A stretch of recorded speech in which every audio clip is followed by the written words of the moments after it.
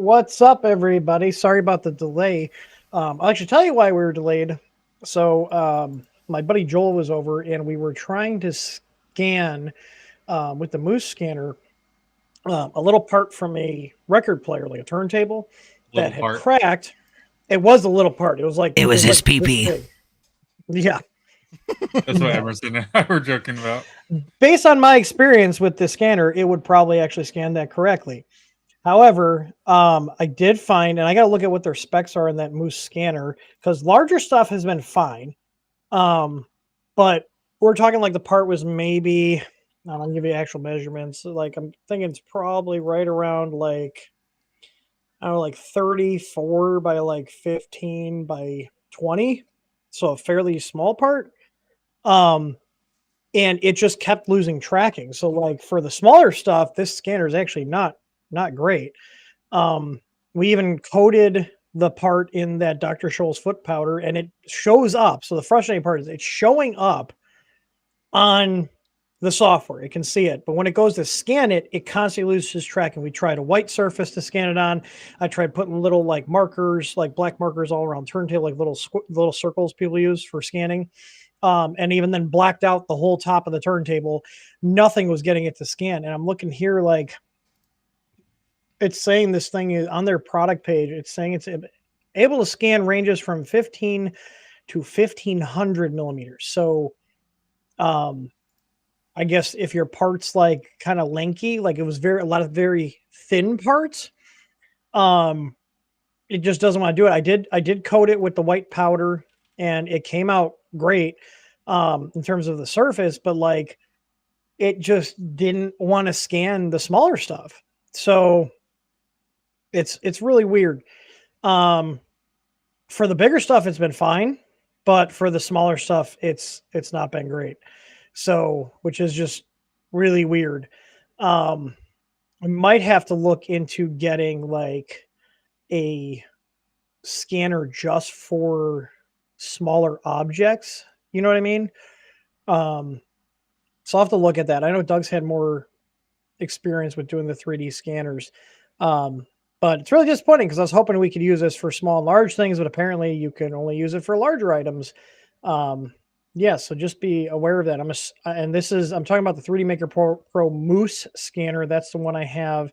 That's one I showed off, and it worked, fine I actually opened the program and I forgot we scanned Josh's head. I just saw the file saved as nightmare fuel. I was like, oh, I forgot I scanned that. But yeah, it's just really odd that it was working in that manner. I haven't tried their mobile app. Supposedly they have a mobile app so I could use my phone with the scanner. I'm going to try that next. I can't remember if he left the part here or not, but yeah, it's some weird little. It's something that goes on to like a brass rod with that's got knurling on it for a turntable, and yeah, it's interesting. So I mean, who knows? I'll contact the company see if they have any recommendations on there, but you know, it's kind of weird that it didn't scan a small part, even though it was coated. It was very matte finish. Um, I'm assuming it's because it was such a thin part because the part was very thin in some areas. You know, we're talking like maybe 3 or 4 millimeters. But it's a part that you could actually get in and see like where it'll be able to get the insides of the part. So kind of disappointed in the performance on that because like the big one is like the bigger stuff is fine, but definitely if you're getting stuff for the smaller scanner, um, for scanning smaller items, I can't recommend it. So, yeah, we'll see.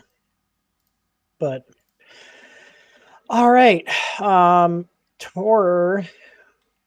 I'm looking through the show notes. This R or a MMS looks really interesting. But before we get into that, right now, as in when we started the stream, we've just kicked off our 7th anniversary sale. So this month is our 7th year in business. So to celebrate that, we're doing a really big sale. So I actually pulled out quite a bit of the stops for the sale here. I'll just go over what we have on sale. So, like many other sales, we do have all the firmware and any of our STLs that are paid. Those are 50% off, 50% off. We have an excess stock of the EasyABL NG18 size sensor, so you can get 40% off the sensor. So if you're buying a kit, the control board's like $15, and then you'll get 40% off the sensor, which I think is like $23. So they'll go down to like 12. And then all nozzles are 30% off, as well as our bed cement. Polymaker filament is 25% off. Flex plates, magnets, fans, fan duct upgrades, PTFE fitting and tubing, and LED lighting products. So our Easy Neos, the bamboo lighting kits, and accessories, those are all 25% off. All of our filaments are 20% off. That's a Spaghetti and Easy Choice. And then also 20% off all things in the tools section of our site. The tough panels, so like for the K1, the K1 Max, the Bamboo X1 and P1 series, those are all 15% off. And then we have 10% off all control boards, and that includes our Easy boards. So you can save $10 off our Easy board. That sale started today, like right now at 5 o'clock, and then it's going to run through Sunday. So from now until midnight on Sunday, those discounts will be active, and these are eligible for items that are in stock and for orders that are placed during the sale. So, yep. It's been a wild 7 years. I know, right? It's crazy. Like I can't believe we've been around for 7 freaking years. It does not feel like that. Like it doesn't like it's in tech time. That's a lot of time. Like I mean, what like think about what's happened. Like when we started this, the CR10 was the gold standard of getting into printing, and that had just started to come out after the ANET A8 was the go-to printer. So, you know, the ANET A8, you guys, those are printers that literally burn people's houses down, houses and garages. Like, I'm not even joking. They literally have burned people's houses down. That's what we used to use. Like, and then we went to the CR10s, and the CR10s were decent. And you know, like in that era after the ANETs, you know, you maybe get some connectors that would burn up or a terminal would burn up, but like the ANET A8s, the poor build quality and components combined with users having no idea what they're doing was literally a recipe for fires. I'm not even joking. No, one of the first posts I started looking at when I was looking through printers, like when I was about to buy one, because I did research beforehand. I was in the Facebook groups and everything. But one of the first posts I searched for when looking up like ANETs, if I should buy one, was one of the big fires that they caused. Here. ANET A8, ANET A8. This is the control board that caught on fire. Yeah. Yeah, this is here's the garage picture. Oh, yep, that's the one I saw made me buy a FL Sun. Yep. Worst of the 3 house fires. This was here 7 years ago. Yep. Literally, that these printers have was like that post was posted days after I bought a printer, or days before I bought a printer. I bought an ANET A8. Yeah, I'm looking to see if there's any others. Yeah, this was another big thing with them. The bed connectors would burn up, so I direct soldered my bed, and these are 12-volt printers, so these were carrying like 15 to 20 amps at 12 volts. So you'd see people do stuff like this. They direct solder. I just replaced all the wires. Yeah, that one's similar. Hey, look at that's got our sensor on it. Hang on. Wait. That's 6 years ago. When was this? That's not an A. Oh, here's another one. Here's another ANET. Here's another ANET right here. That's an A8. 100% sure that's an A8. Yep, because that's the ANET bed there and the shitty power supply. So this is what we dealt with 7 years ago. Was if you wanted a cheap printer, you literally had a fire hazard if you did not fix things and upgrade it. I wanted to see, where was that one? This guy looked like an Ender 5. Here's another ANET A8 fire. Is that picture or the garage picture was one that made me buy a different printer. I was like, okay, I'm not hallucinating. I saw like an Ender 5 on here, right? With a I'm looking at I don't know. With an ABL? Oh. Are you talking the one that had the easy ABL on it? Right here, yeah, let me see. Yeah, Printer right fires yeah, what I want to see. That looks No, go back. I know, but if I'm clicking there. visit, I'm clicking visit and it's going. What the hell happened to the I'm so confused. It's not taking me Scroll to back up. link. Scroll back up, penis head. Oh PP scanner boy. It disappeared. Oh, it's right here. there. 3D. My fully That's a newer picture. And that's not an ANET. No, that's what I'm saying. This looks like an Ender 5 that somebody clearly modified the shit out of. Like, I wanted to see what that post was on. Hot end just melt? Yeah, that's definitely a hot issue. But it takes me, when I click that, it takes me to this thread. Like, I don't know why it's coming up with that, but okay. I wanted to see a full res photo of that because I want to see. I'm willing to bet they had something fucked up with their hot end. Yeah. But yep. That's oh yeah, this is actually this guy here whose ANET caught on fire. Yep, how my printer caught fire. Oh, here, I upgraded the heating bed. 110 volt bed, standard. Upgraded. Where's the power supply? Was the control board? I don't think this was the control board here. Definitely looks like a hot end meltdown happened there. Quite possibly. Likely. So I mean, here's the thing. Like, this is the kind of stuff that, like, 7 years ago, we didn't have printers. Like, the CR10 was an okay printer. It wasn't causing house fires. The Ender 3s, while they had their issues, they only had, like, those connectors that would just kind of, like, get charred. But as far as I know, there's no reports of fires happening. But, I mean, like, this was the standard of what you got for a cheap printer. Let me see if I just search 3D printer fire, like, what shows, like, more ANETs. Mostly ANETs. Yeah, ANETs. Like, this is why, I don't know if you guys know this. This is why, there's a Prusa that caught fire at MK2. But in 2019, I remember, oh, look at this. There you go. I don't know what those are. It looks like the DYH9s. Yeah, because how the extrusion is. I'm gonna go here. Let's see. This is just source LV3D, but they don't have a link here. This looks like it was a bunch of home built machines, actually. I see the hairspray. Yep. Hairspray standard. Yeah, that Aquanet. Yep. Oh, good old Aquanet. Yeah, that was the other thing too. Yeah. So so let's kind of reminisce. So like we had printers that caught on fire. We had people putting. I used hairspray on my build plates. I would always take because I used to print on glass. Like flex plates weren't a thing back then. Build tack was like $25 a sheet, and it would tear easily. Or the like 1 millimeter thick things of PEI. Yeah.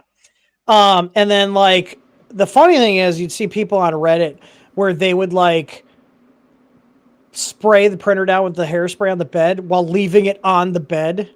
And then you're getting like hairspray completely covered. Yeah, it'd be on the linear rods, it'd be on the lead screws. Their prints would come out like shit because there's like hairspray over everything. It's sticky, it's tacky, it doesn't come off. Yeah, PETG on glass. Yeah, but those of you guys don't know, if you print PETG on bare glass, it will bond to the fucking glass. PETG is a material that just sticks to freaking everything. Yeah, the painter's tape. Yep. Painter's tape, blue painter's tape or masking tape. My ANET A8, the surface it came with was just the bare metal bed with masking tape on it, like the tan masking tape. And that's what we printed on. And I used blue painter's tape for a while. Like this is just all that's changed in the last 7 years. We went from such rudimentary stuff with such crappy components and components that just were dangerous, legitimately dangerous to use, My glass tops had a texture to it, not like we have now, but it was like it was like the thin, what was it? Kind of almost like a ultra base. There was like a bunch of circles cut out of it, so it was. I don't know. It was. I always got them from Creality because that's all I had was the Creality printers, but. Yeah, it was like an ultra base material. I remember those. Yeah. So it wasn't quite textured what we have now, but it had some sort of. It almost felt like vinyl, like a vinyl layer over the top. But you could flip it over and get the smooth of the glass, or have that kind of texture. It was probably like sandblasted almost. Like I've seen a lot of glass plates that would sandblast some sides. The other thing was like up until like even the Ender 3 series, which is. When did the Ender 3 come out? Like 5 years ago, I want to say, somewhere around 5 years ago. None of these printers, none of the printers had thermal runaway protection enabled. That was a big reason why the ANETs caught fire. That's one of the main reasons I started doing firmware, was because people were running printers that the manufacturers were intentionally disabling thermal protection in the firmware. And what thermal protection does, from a high overview, is it just watches the heaters and makes sure that when it's telling it to heat, the temperature's going up and not dropping. And if it exceeds a set threshold, it will kill the printer. It'll shut the whole thing down. So basically what would happen was, to cover up the shit quality components that these manufacturers are using, including Creality. Creality is guilty of this. The Ender, up until the Ender 3s and the 5s, which are pretty recent, they had no thermal protection, meaning you could take the thermistor out of the hot end block and it will just continually heat it until it caught on fire. And this was commonplace. And I feel like, because this is the one thing I hammered home to all these manufacturers. I told them this. We did videos on it. I feel like we were one of the people that helped push them to finally start turning it on the machines, because we were beating it like a dead freaking horse. Now, I haven't seen a printer in years that doesn't have it enabled by default. But the manufacturers would intentionally disable it to cover up quality control issues with the machines at the expense of catching people's homes and printers on fire. Yep. So, it's China. They don't care. Yeah, it's typical China bullshit, because they know you're not going to be able to sue them, because it's the people that have the money to sue Chinese companies are not buying these shitty printers, and the people that are buying the printers don't have the money to sue the Chinese companies, so they didn't give a shit. Yeah, so like slicers, S3D 7 years ago, Simplified 3D was the best slicer on the market. Like everything else was kind of like shitty. The main thing S3D did better was supports, manually placing them. Just the supports in general were great. Paint on supports were really nice. Yeah, you could literally just drag your thing and just paint on a bunch of supports. Now Prusa Slicer, Orca Slicer, those are like the top two right now. Like software's come. Well. Yeah, software. I haven't touched Cure. I hate Cure's interface. I'll be completely honest with you. Cure sucks. Yeah. I hate it. I hate it. I have a feeling that we're going to see a lot of slicers go towards, you know how like there's all these browsers based around the Chromium project. You know, you got Brave, you got Edge, you got Chrome. Those are the three that come to mind. I feel like what's going to happen, because Prusa Slicer is based off of Slick 3R, which has been abandoned for a while, but then Bamboo Studio is based off of Prusa Slicer. Orca is based off of Bamboo Studio, which is based off of Prusa Slicer. I feel like the way we're going with the slicers is they're all going to kind of be like the web browsers are, where there might be one or two like Opera and Firefox that have their own engine. But everybody else then is just using Chromium for the back end, and Chromium would be Prusa Slicer, equivalent for the slicer. So I think we're going to see a lot more slicers moving toward using Prusa for their back end, and just, putting their own spin on the front end and, maybe adding features in. So, but yeah, I mean, like big things is we had printers that were legitimate fire hazards. We didn't have flex plates. You either had painter's tape, glass with tons of hairspray. Aquanet is the best hairspray for bed adhesion. Aquanet is the best. I bought cases of Aquanet. Glue stick was being used back then, but Aquanet's also great for potato cannons too. Yes, they are. It's very flammable. Very flammable. Very flammable. Like, dude, there were like people spraying on the printers while the hot end's all heating up. I was like, yeah, you're retarded. And I'm like, no, don't do that. That's fucking stupid. Yeah, I mean, so, we build plates, flex plates weren't a thing. We were printing on painter's tape, glass with hairspray, or painter's tape, glass, or hairspray, or then using just glue stick on the bed. I've never been a fan of glue stick because you can never really get a smooth surface. The nice thing about hairspray was you take you put on glass and you could take it off the printer, put an even coat like spray paint, and let it dry. But I have not used Aquanet. We didn't have any bed adhesives, weren't really a thing back then. Like the people jumping in now have such an easier time getting started. Like even the shittiest, cheapest printers on the market these days are worlds ahead from where printers were 7 years ago.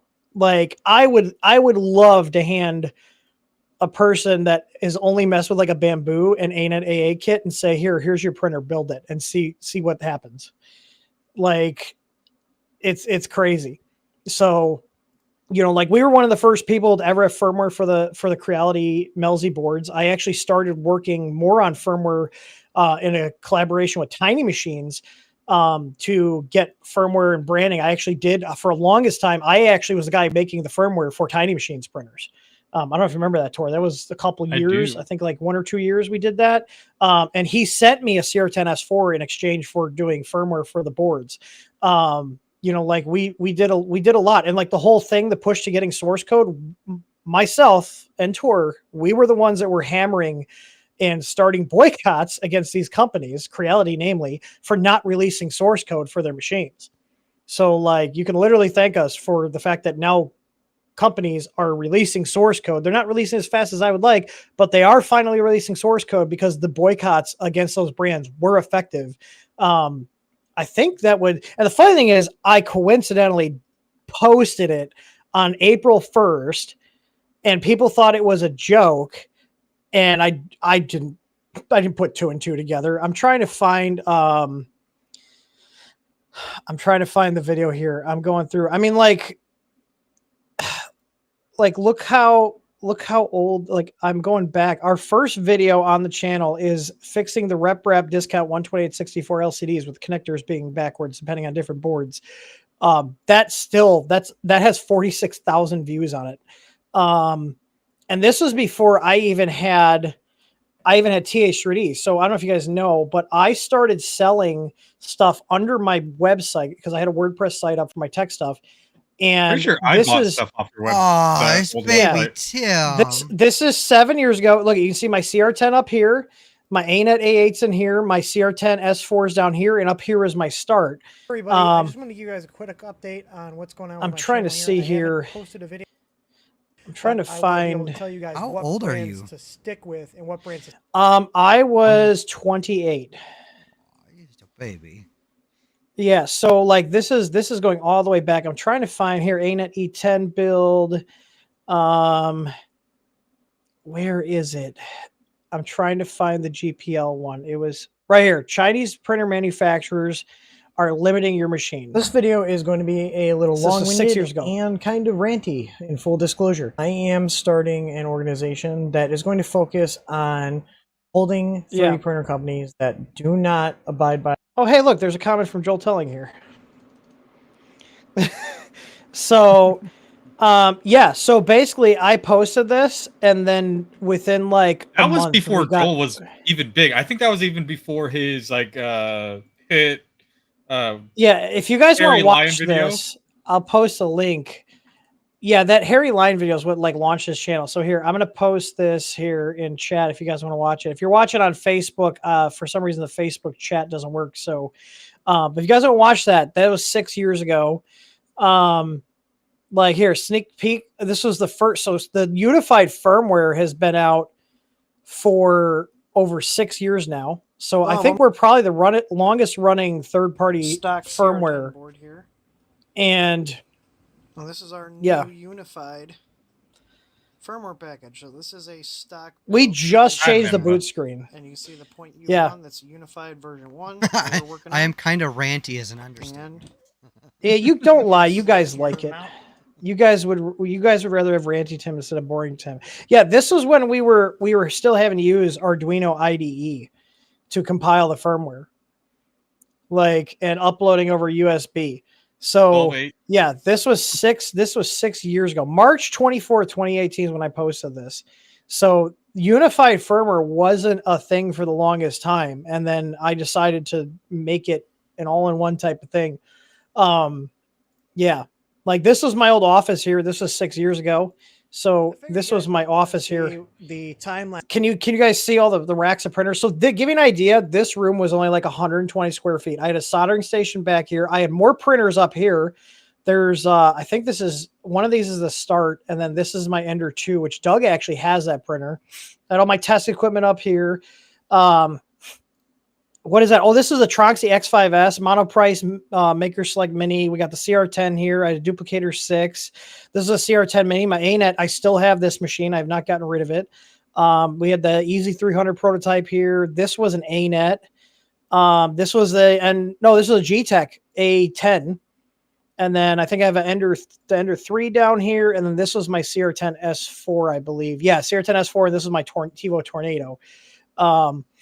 But I did a time lapse of like reorganizing everything because I like redid like all the racks and everything. Oh, that's Bruce giving me a hand. So this office sign I actually have on my office here at the new place. But yeah, so this is where I did all the streaming. I still have these same monitors in my upstairs office.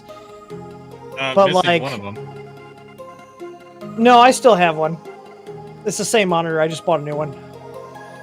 But yeah, like, so I recabled everything, put everything on UPSs. Yeah, it was a lot. Oh, there was just so much shit. It's like, look how much room for activities there are. Yep, I still have that chair that's in the office in the shop now. Yep. Oh man, that's oh, I can just sort by oldest here. Yeah, so yeah, we've been doing this for a long time. I'm trying to think if there's any other cool videos. Oh yeah, do you remember this? The CPU temp or or not CPU temp, the hot end temp issues with the CR10 boards. This is something I also found and figured out. And then I had a bunch of neckbeards on Reddit getting pissed because I wouldn't tell them exactly how to fix it because we were offering a repair service after I spent like 20 hours diagnosing and coming up with a solution. Yeah, that was a big thing. Here, the Ender 3 and the G-Tech A10. Yeah. Oh man, Country 3D. I haven't heard. He stopped making stuff, didn't he? I haven't heard anything from him. I haven't heard anything from him. Here, 5 years ago. Here's the first. Here's the first Easy board pre-order 5 years ago. This was at the new place here. You can see this is in my office that I had in the den. It's now kind of like our pet room, but we hadn't finished the shop yet. Is Yeah, do you remember this board? Was uploaded 2 months ago. Okay. Yeah, do you guys remember this video? Today's video we're of blowing up all the boards. This is probably one of my most in-depth videos. We were just pushing all sorts of current through these boards. I couldn't kill our easy board, so the Big Tree Tech users got really pissed off at this video because you can see here, like, we tested different loads on the MOSFETs, and you can see like what board it's for, and like, look at we capped at 835 amps because that was the most I could actually push through the board with the equipment I had. But like, look at our temps. Look how linear the temps are on our easy board. Like, the easy board did freaking fantastic. Like, mind you, our easy board's rated for a 15 amp load. So with a 15 amp load on the bed, our MOSFETs were only sitting at 45C. The MKS Gen L was horrible with the bed load. You can see it died at the 20 amp load. So you've got, which one was this? This is the BTT E3 Mini. This one died at the 20 amp. We had the Creality 11X tap out. So the Creality board actually lasted longer than the shitty Big Tree Tech board. And then these all, you see everything die off here. So you got the SKR 1. Or not the SKR 1.3, the Creality V2X, the BTT E3 DIP, and then the Feistech Cheetah. And then basically it was the BTT SKR on our board, were the last two in the running when we hit 31 amps, and then it died. Like the chip desoldered itself and the terminal desoldered itself. But if you guys want to see this, like we have, like I did like thermal imaging and everything here. I'm even showing like all the voltages and everything here, so people can't be like, oh, you guys are faking it. It's all documented. So now we're at 15 amps. We're gonna let this heat up a little bit. Yeah, so like, this is respectable, and it's, let's see here. I think it was like right around 1.5 volt right here. You see the connector move. The terminal. Yeah. So pay attention right here. Oh wow. There it goes. Do you see it move? Did that power terminal just move?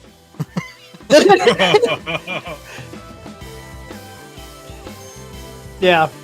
This was one of these again. We should. It'd be fun just to do it. Get like some of the latest boards. I'll throw our board in the ring, absolutely, because ours is designed great. I've got some boards that I'll send you for that are just sitting around. Yeah, this it's. I might even have some shitty SVO6 boards sitting around. I can give you. What did I put this in here? What is this clip in here? Hang on. At 25 amps load, we're looking at about 81 degrees Celsius on the MOSFET for the bed. Go ahead and push it up to 29. Let's see if we can make it cry. And I just want to assure you, I am not human, and I cannot feel pain. Yeah. So it's a cool video. If you guys want to see, the Big Tree Tech fanboys were up in arms on that video. So yeah, they're a little reminisce down memory lane. I mean, this was like the kind of stuff I was messing with. So this remember this little crappy printer? Start 3. It didn't even have. This was a $99 printer, and I did firmware for it. I put a heated bed on it. Put an ABL sensor on it, a V6 style hot end, a 5015 fan, and this thing printed great. That I was posting a video on earlier. Man, I thought we printed slow. Look how slow I'm printing on this. What I've done to it is I've designed and printed new idlers. So like, oh yeah, it's running off a computer power supply. Back when things were 12 volts, we could just run. We can get solid power supplies for cheap. You can see all the electronics back here. This right here. Yeah. So, yeah, and then here's my. Oh yeah, here. This is the last video footage. Do you see this? This is on my ANET A8. God, those extruders. Well, that's all they had at the time. So this was this printer was doing dual color. The ANET A8 was doing dual color. I had an MKS Gen 1.4 in it, and then I had a Y adapter up here. And I could actually see the purge tower there. So Joel, actually, this print Joel has in his living room. My buddy Joel has in his living room, and this was done on that. I had multicolor printing working. What was this? 2017 on my ANET, like with a single nozzle.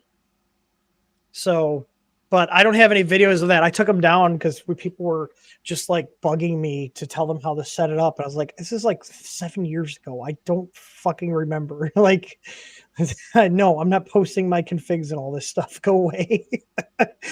So, but yeah, no, it's we've done a lot of stuff, and like just looking back, like man, the stuff we have now is so much better. Like the freaking like this is what you got for like was it $130?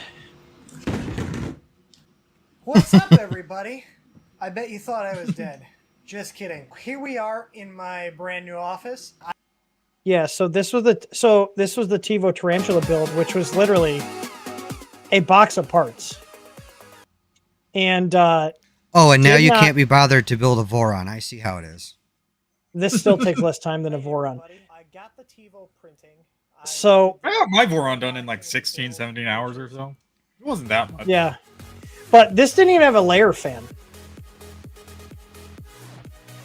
Like, layer fans were not commonplace on every printer, especially the cheaper ones. You had to add it on. So, yeah, I look so young. Yeah, I hadn't had 7 years of dealing with asshole customers yet. Yeah, he still has a full head of hair. Look at that. I know, right? Yeah, I don't think there was a bald spot there. Let's see. Did I get my head at all in any of these shots? I've been trying to pay attention. You got a nice thick dome right there. Hang on, let's see. I was looking down right here. The good old days.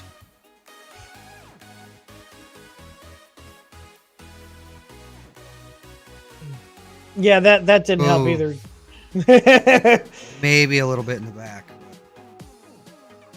Yeah, I don't really see. Although we could have looked at. Hang on. I know what'll have a smoking or vaping. Vaping. Vape Nation, bro.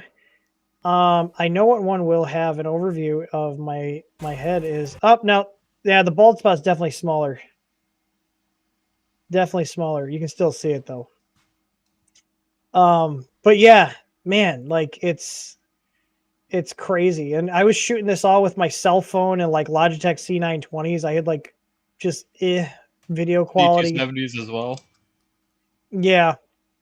Like here, 5 years ago, we started getting flex plates 5 years ago.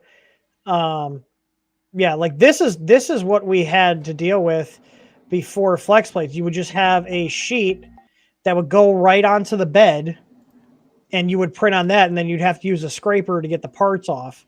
So the easy mats, even still this day, we don't carry them anymore because everybody's moved away from that. Those things stuck everything down. Like they. If you look at some of crazy. Who was it? Uncle Jesse. If you look at some of his videos in the past couple of years, you'll see that he has had one easy mat on one of his printers for ages. Yeah, I think it's either his S4 or I think it might be his S5. I think it's his S4. But yeah, like the problem was like they lasted too long. So people bought them and they used them for years. Because my reason I came out of them because I was tired of paying tons of money for the build tech sheets that were half the thickness of what we were making. And we came out with a lower price with a better product. But the problem is they lasted too long and nobody kept buying them. So we just discontinued it. And then flex plates were just the nail in the coffin for that. So, yeah. Yeah. Anything else I should probably cover over the last 7 years? I mean, I've probably had over 100 printers at this point coming in and out. Like, it's been a lot. What's your oldest printer you have, Tor? I still have the frame and parts for my FL Sun Colossal Mini or whatever it was. But right now, the Ender 2 I bought you? Functional. My cousin has that. Okay. The oldest printer that I have functional is the CR10S4 that I'm going to be doing the conversion on. Yeah. What about you? What was your first printer, Emerson? Ender 3, the original Ender 3. So you got in right as things were getting good. We bought it for my stepson who couldn't give two shits about it, and what do I got? Surprise! New obsession. Yeah. three Ender 3s, an Ender 5 Plus, two SVO6s. Did you fix your 5 Plus finally? I see it doing stuff. It is running and printing beautifully. Thanks. I heard you do not know how to dial your profiles in. I I will not lie. When it comes to that part, I'm fucking clueless. I have tried. I've had them good enough for a long time, and then Tor's like, "Oh yeah, just this, and this." And I put them in, and I'm like, "Motherfucker!" Everything prints flawlessly. So. Yep. Thanks, yep. Tor. Sometimes just a good print profile is all you need. Your machine's fine. It's just your settings. User error. Oh, for sure. For sure. But yeah. All right. Oh yeah, and K1s, 2 K1s and a K1 Max. I don't know. I got. So a C10 and a. I don't know what these two are on the floor. Fuck is it? What's a C10? What the hell is a C10? I don't know. It's big. C10? S5 maybe. It's called the C10. It's a Creality. It's a big son of a bitch. I don't know. They're my brother-in-law's. He gave them to me because he thought I would want them, and I don't want them. Is it like a CR34 or something like that? Maybe that's a CR10. Was there a CR10? Is it a CR10? Is it 300 by 300? Yes. Oh, okay. Yeah, it's a CR. That's like the most common model of Creality printers, like ever. And then an S5 is the big one, right? The big bed slinger. Mm-hmm. Yeah, and then they had the S4, which was the Beast printer, which we'll talk about in a little bit here. That I'm actually working on that right now. That started as a CR10 S5. We reused the bed and the lead screws from that, but that's where the bed came from on that, the whole assembly. And then they also had CR10 S4, which was a 400 by 4. The S5's bed heater was literally a CR10 bed, which is 300 by 310 by 310, bolted to the bottom of a 508 by 508 millimeter plate. So you only got heat in the center of that bed. Yeah. Worst fucking design choice ever. When I rebuilt that one for him, when I put the I put an AC mat on there, and I'm taking it apart. I'm like, what the fuck? What is this? What kind of janky shit is this? Because yeah, it was a bed bolted to a bed. Yep. Oh, so you have an S5, or you're talking about? Yes. Oh, so you have an S5. He gave those to me, and I don't. That's why I don't know what they are, because he gave them to me, and I was like, okay. The S5 is definitely something you could upgrade and do some cool stuff with. If you don't want your S5, bring it down here when you come next month, and I'll buy it off you. I've been looking at like Facebook Marketplace and stuff for them. I'm dead serious. If you don't want your S5 when you come down here for the LAN party in October, bring it with you. I'll buy it off you. I'll give you at least a couple $100 for it. It's got your no. Oh, I don't care what it has. I'm gonna strip it down. Maybe I'll build my own beast. It's got a micro Swiss on it. I just want the bed and the lead screws. That's about it. And the frame. I mean, who knows? If I ever get my fucking rat rig, I was talking to Tor about that. Who knows when I'll get the cocksucker now? Are they like taking forever? I need a little rant. I need a little rant. You need the rant button. Hang on. You ready? You ready? Here you go. Go. You freaking pricks! When will you learn? When will you learn that your actions have consequences? Yeah, 3D experiments. See, take it away. That's what You're in the rant spot. You're in the rant spot. That's what I ordered, because I originally was going to get a VCore 3. Then I heard the 4 was coming out, and then I heard, oh, hey, by the way, we're doing a 5 cubed. Perfect, that's what I need. Then they were talking about the IDAX dual print head. I'm like, even better. That means I can print 2 of my auto parts at the same time. So I pre-ordered it. This is nothing on Fabrico, because it's not his fault. Yeah, it's not Fabrico. It's the Rat Rig project. Yeah, Rat Rig is not communicating well with him on ETAs on when his order is supposed to come in. So we got that going for my printer. And then when they announced the IDAX, it went live on their store and their US store, but it wasn't supposed to go live. It was supposed to be invite only. However, they didn't think about the fact that Google crawls their web page and immediately threw the link up for the product page. So as I'm watching the launch video, all fucking excited like an idiot, Google searching it, page pops up, says it's in stock. Cool. Hit order, give them my money. A week later, I sent him a message like, hey, I haven't got any tracking info or anything. Like, what's going on? They sent me a message back saying, oh yeah, we don't have an ETA for your order. All we can tell you is if you didn't order a rat rig kit from us, you won't be seeing it anytime soon because they get priority for the IDEX kits. And I'm like, yeah, but your website said they were in stock. Like, why would you launch something, create a web page, allow people to order it, and then turn around and have all this arbitrary shit on when they'll get it? I'm like, you don't take my money and then a week later say, oh yeah, oops, by the way, we don't know when you're going to see it because these other people, regardless of when they order it, get priority over your order. Like, no, that's not how this fucking works. And to be in the order they were received. Right. And then to boot, then they tried spinning it and saying, well, you weren't even supposed to have that link. And, you know, you didn't order your printer from us. I'm like, no, I ordered it for Brico. And no, they didn't leak anything to me. All I did was Google search it. That's on you if that web page wasn't supposed to go live. So then they started. So like on the e-commerce pages like us, I can password protect a page. So if I want to do a pre-order, like I say, hey, I'm going to give all of our Cult of TH3D members here on YouTube priority to get a new product that everybody wants. I can put a password on the page, send them the link, and anybody can have the link, but without the password, you can't do anything. You know what I mean? They could also not accept orders or put it as how it is now. When you go to the webpage now, it says lead time 8 weeks. But over a week ago, right, that was 2 days ago, but nuts. I ordered over a week ago, and their webpage. Yeah, their webpage a week and a half ago said in stock.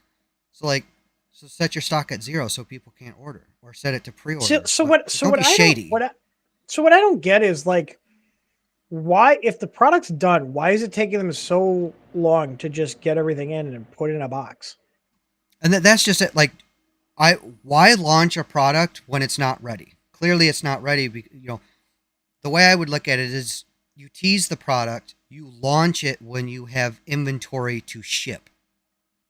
Yeah. That's how. I mean, or just tell everybody, hey, it's a pre-order. Right. But now to tell me like that I like we won't do pre-orders on certain stuff. The only thing we'll do pre-orders on is if it's stuff I know we can get in time because of based on estimates and historical data from the suppliers we use. I usually veto. I try to veto any pre-orders unless like we'll never do another Polymaker pre-order. Polymaker, their products are great, but they're a shit show when it comes to actually getting the products in. Like, you know, they were off by I don't know, almost like 2 or 3 weeks on those dryers, and we do have the dryers and they're great products, but like as a reseller, like they're not great to deal with, you know, in terms of like communicating deadlines and when we'll actually have things. It's really annoying.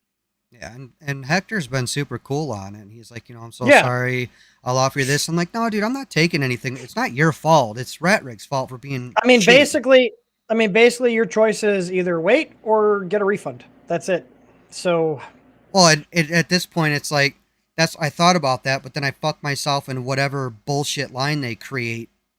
However they're feeling that day. It's like I don't want to lose my spot, but.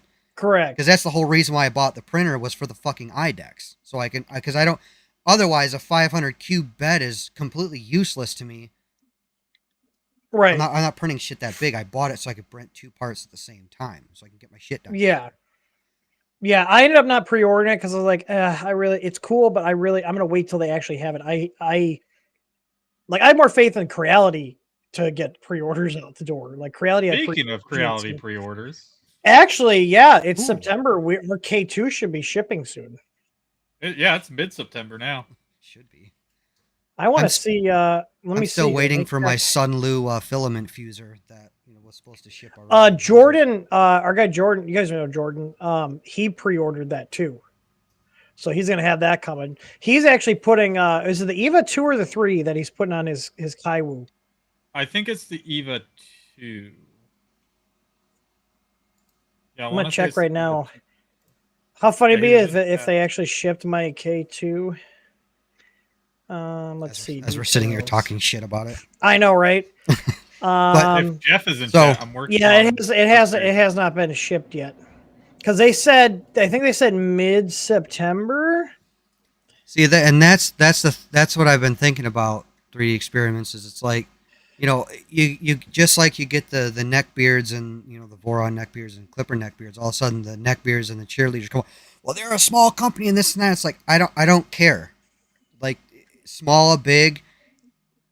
If you know you don't have the product ready or you have to launch it in a series, like just be honest about it. Because when you go to their website, one of their core values is transparency. Well, nothing about this has been transparent. Hang on. So I'm on here. I'm using their thing. I said, this is their live chat thing. I had to click this, but there's a link here. K2 Plus pre-order postponement. Regarding the issue of K2 postponement, I never got an email from us. Due to unforeseen supply chain disruptions affecting credit, we're able to originally meet the scheduled ship. We're moving to resolve these, blah, blah, blah, blah, blah, blah, more fluff. So there, okay, so the K2 Plus is delayed. And there's no timeline. Well, I'm glad I brought that up. I know, right? You can follow our channels to stay updated. Well, that's disappointing. Well, I take back what I said about Creality and their pre-orders. It would be nice to know if they actually, you know, did something. Let's see. Oh, and that was the other thing too. While you're looking for it, 7 hours ago. This must have just happened. They posted a thing 7 hours ago. Oh, this is the news stream. I know, right? Okay. Breaking news. Yeah, apparently. Okay, so this literally happened within the last 24 hours that they're having delays with the K2. I was like, man, I didn't get an email or anything.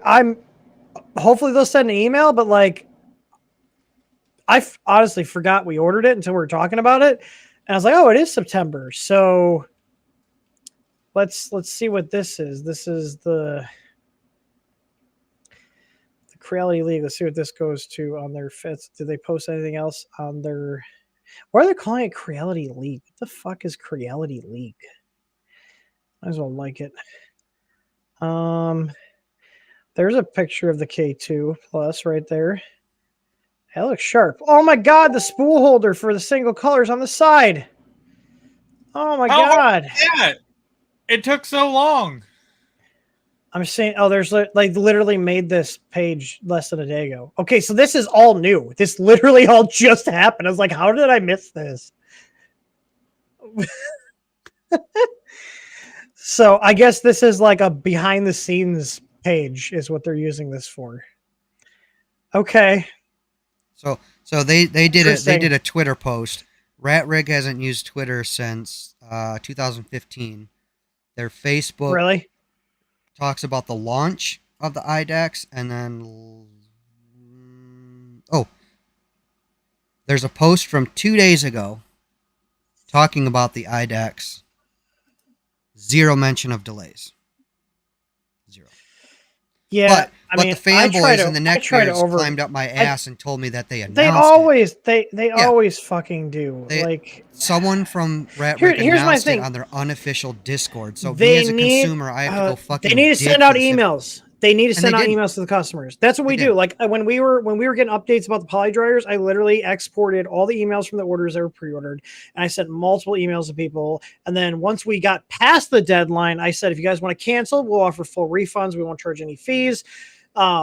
You know, but basically people try to cancel before because we originally estimated 8.8. So if they cancel before, they paid like a 5% cancellation fee because the credit card companies keep all the shit. But after that, I said, hey, since we missed the deadline, if you guys want to cancel for any reason, I think we had like one or two people out of like 35 or 40 actually cancel it. But you know, we missed the ETA, even though it was Polymaker that lied to me about the ETA. I'm the reseller. I communicated these things, so it's, you know, it's on me. So, but like, yeah, you got to communicate with your customers. Like, and I found like the majority of people don't give a shit. They just want to know what the hell's going on. And that's with like any industry. Like I grew up doing IT stuff for years, and you know, there were issues that we would need time to fix, and the customers were fine, most of the time, we rarely had people get shitty with us, but people were fine most of the time. If we're like, hey, we're still working on the issue. I just want to give you an update. Like, we're hoping to have it resolved, within a day or two or whatever. If we could provide ETA, we would. But like, the biggest thing I found with my IT background is that people just want to know what the hell's going on. That's it. They're not always looking. Like, some people are pushing, they want stuff, and I get it. But if it's outside of my control, the only thing I can do is communicate with them and let them know what the hell's going on instead of just saying nothing. You know what I mean? They sent me. The last email I got from them was clearly. What was it? Clearly, we can't do anything about the time frame. What can we do to make you a happy customer again? And I'm like, I sent them an email back. I said, I don't want anything for free. That's not what the point of this conversation was. You just want to know what the hell's going on. I said, all I want to know is, I said, and this is going to be this is a twofold one. I said, I would like to know, for my sake and for your U.S. store here, when the U.S. units are showing up, so I can get an idea on when my 500 cube is going to come from Fabrico, because you're not communicating with him, which I think is shitty. And two, right. I just want an ETA on when I'm going to get my IDEX kit, because that's the whole reason why I put off spending money on something that is readily available, like a Trident or another Voron. I literally have $4,500 to $5,000 tied up in this printer. That's a lot. I don't have. How much of that was the IDEX? The IDEX was almost 500. I spent a couple hundred bucks. So that printer, because I'm just comparing, because like that Beast we're building, that's a 500 by 500 by 600. So comparably, the Beast is actually a decent amount cheaper, even with all our labor and everything. And which I don't mind. Wild. I'm surprised they're that expensive. I didn't look at the big ones. Yeah, I mean, I don't mind, because I know they've put a lot of time, a lot of R&D in that. Right. Everything looks pretty streamlined. Even their OS, like big machines are expensive to do. Right, and their version of Clipper makes it.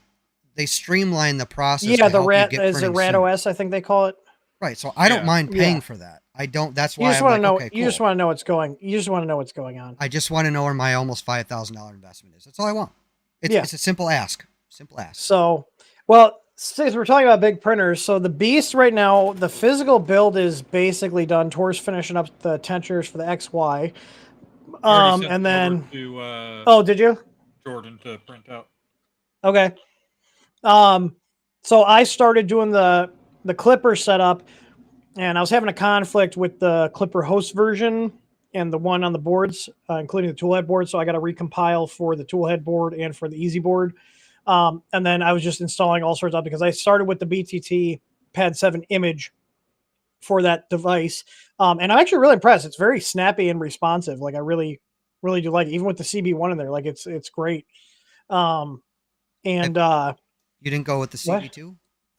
No, it was a pack with the heatsink and the CB1 and the whole module. It's only sitting at like 15% usage. Like, so I just started swapping out my CB1s. I have a camera on it too. So like, it's I just started swapping out my CB1s with CB2s. And don't get me wrong, the CB1s are great little chips, but there is a huge difference between the two. Like the CB2s are. It's like going from a Pi 3B plus to a like a 4. I think is like the equivalent. So, but like, yeah, I mean the CB1, it's been out for a while. It's stable. I never buy first versions of especially big Tree Tech products, so I'd rather take the CB1, which is known to be stable at this point. I didn't realize when I ordered those CB2s that they were 1.0s. So when I opened the box, I was like, oh fuck. That's why I'm not messing with the CB2. It's not needed. Like, yeah, it might be a little bit faster in the web interface, but printing and just using the printer, it's fine. So the only reason why I did it was I was concerned because I had so many issues with CAN bus, and I wanted to stick with toolhead board since I already ran all the wiring for that. Just go USB. And that's what I did, but I just wanted to make sure, like, okay, the CB2's better processor, more memory. I'll feel more comfortable. And Jeff, we're not doing IDEX on the Beast. I'm vetoing that. I was thinking about doing IDEX. That's a complete redesign. We are too far into the project. It's almost done. Did I have to reflash everything?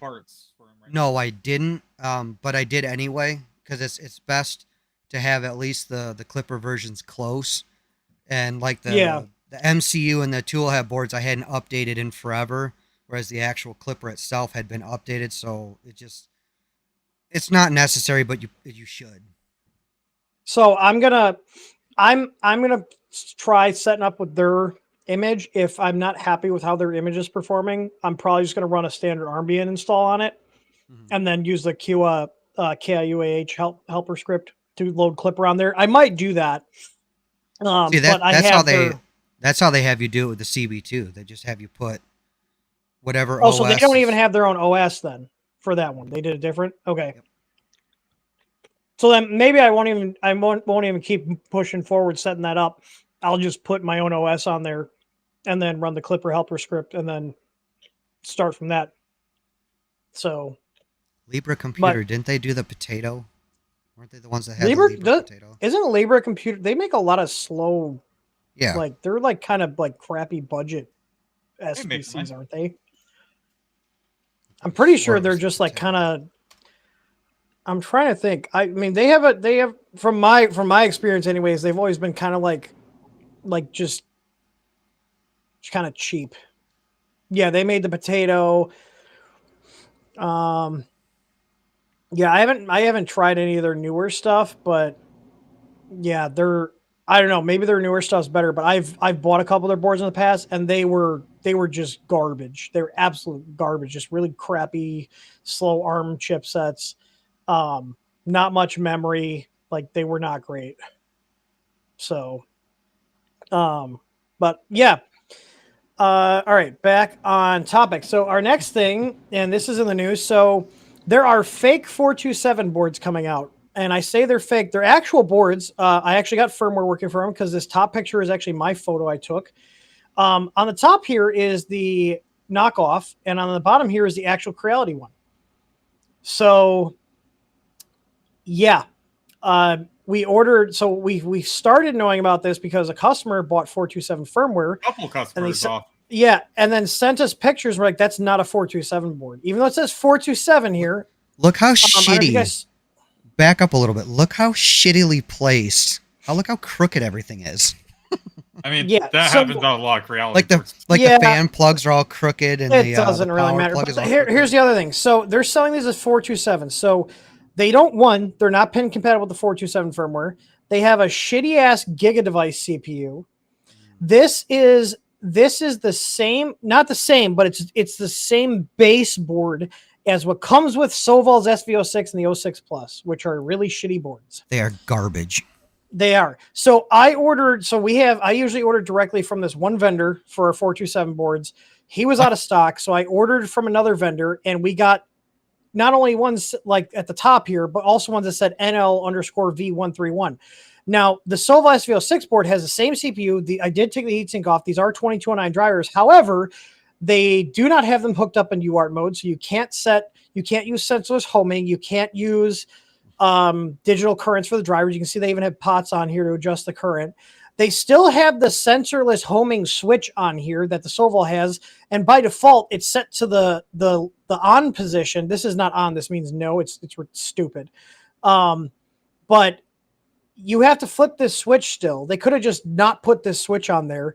But there's these unscrupulous sellers on Amazon and eBay selling these shitty ass boards, which are not going to print as well as these. Like the 427 boards, they're more basic, but they have an STM32 processor. They have 2225 drivers, and they print great. Like the only downside is you have to manually adjust the potentiometers, but once it's in the printer and set up, it's fine.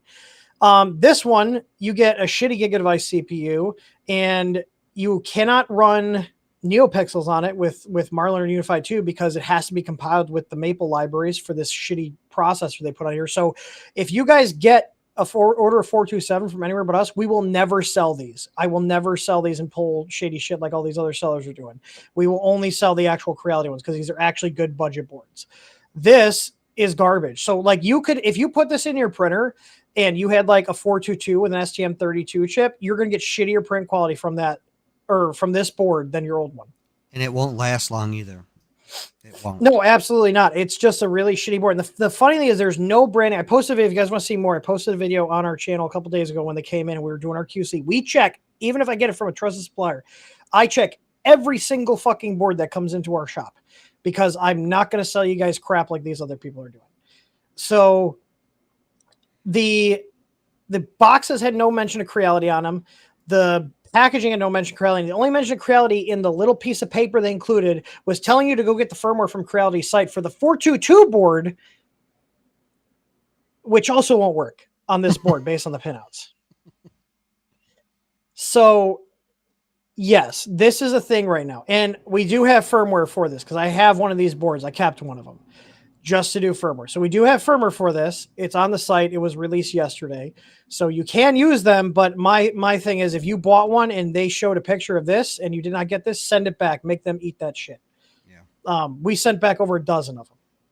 So Amazon has turned into another Newegg. It's just a Chinese marketplace hellhole. Amazon is such a dude. Like just for example, like I got my brother Doug was selling a bunch of Surface tablets, and I got Krista Surface 7 Pro, and I was looking for the pen, and all I'm getting when it's a Surface 7 Pro pen is all these shitty ass knockoffs. Yeah, that's it. And there's one third-party one. I don't know if she played with it. I watched a bunch of reviews, and it was like actually better than the Microsoft one. It was like half the price, and the reviews were good. But that one didn't even show up. It was all these like really crappy, like XYZ BBQ brand, like yeah. So be aware. I mean, that's one of the benefits of buying from us. I personally give a shit about getting my customers what they actually order, instead of swapping shit out like Amazon, eBay do. So. Yeah, we're out of stock on the 427s right now, but we do have our EasyBoard V2s, and those will always be genuine boards because we're the only ones that sell them because we make them for us and us alone. So, yep. Amazon's going to change their name to Temu. Yeah, right. So, yeah, the other thing in the news is Bamboo took down a bunch of printers. You had to go back to using it in SD card mode only because their cloud went down. Yay! What do we say about clouds here? 5 or 6 hours, yeah. Clouds are for rain, no. Okay? Don't do it. Clouds are for rain. No cloud shit. Actually, speaking of cloud shit and companies shutting things down, one of the tech podcasts I was listening to the other day, I think it was a tech podcast. It might have been Gamers Nexus, but the FTC is actually now writing up new legislation that basically says if you have a product and you like, let's say I make, this has happened to, so like, let's say I sell you a camera and it's got free cloud storage, right? Or recording. You cannot retroactively force people to pay subscriptions for products or kill off products that people are still using. Right. Like the big one that people like to mention is Spotify has this like CarPlay thing, and thousands and thousands of people have bought it, and they're just like, yeah, we're not pissed about that. Huh? So many people were pissed about that little CarPlay add-on. Well, dude, that shit's happened to me. I used to have these really nice Bluetooth OBD sensors that would plug into your car, and you could pull it up on an app. It worked great. There was no fucking reason for them to shut it down. But I literally tossed them in the garbage. I used them for a year, and then the company's like, yeah, we're not offering updates or anything else. Then just let me fucking use it. It worked fine. I don't care if it's running outdated software. Just let me use the damn thing. Like, it's wrong. Like, I'm tired of this shit. Like, I'm really tired of all these companies killing off products that are still viable. Well, these are also companies, because Google's done it, Amazon's done it with a lot of their products, where again they're all about this green shit. Protect the planet. Carbon emissions. Yeah, blah, then they blah, do blah. the opposite. It's like, do you have any idea the amount of e-waste you create, or how about just Amazon alone, the amount of waste period they create over having to constantly send shit back and forth because you let some Chinese marketplace sell counterfeit shit on there, or you didn't, your fucking lazy ass people in the warehouses didn't bother to check a return and threw it in the new bin. So someone's here's getting the thing. some nasty, it's I'll buy hardware that requires an app that OBD sensor I had was intended to be used with my phone.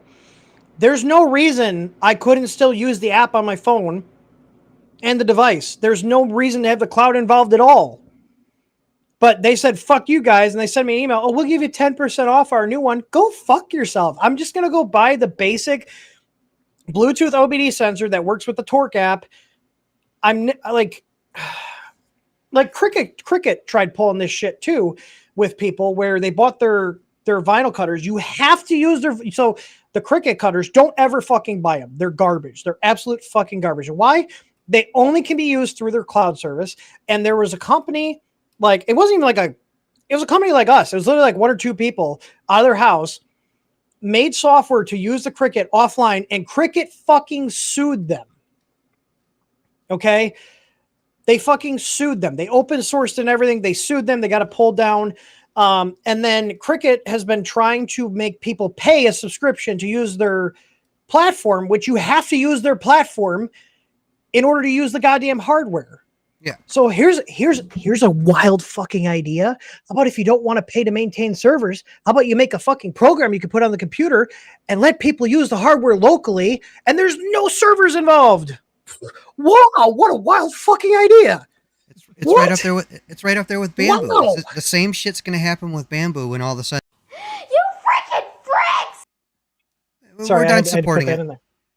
Like, it's gonna happen with Bamboo. At a certain point, at a certain point, they're gonna say, yeah, no, we're not letting this shit connect to our services anymore. But at least you can still use that locally. Their slicers local, like the other. Here's a weird thing. My Bamboo yesterday, which was offline and blocked for the internet, and I thought the AI detection was cloud-based, it triggered on an AI detection when there was no failure. It just triggered for some reason, and fucked my entire print. But like, give me the option to put it, here's what I want. I want a program that goes on my device, whether it's my computer, my phone, my tablet, or whatever, that I can use with the device. And that's it. I don't want to have to connect to your goddamn servers. Why do I need to have my fucking thermostat tied to a cloud system? It's a fucking thermostat.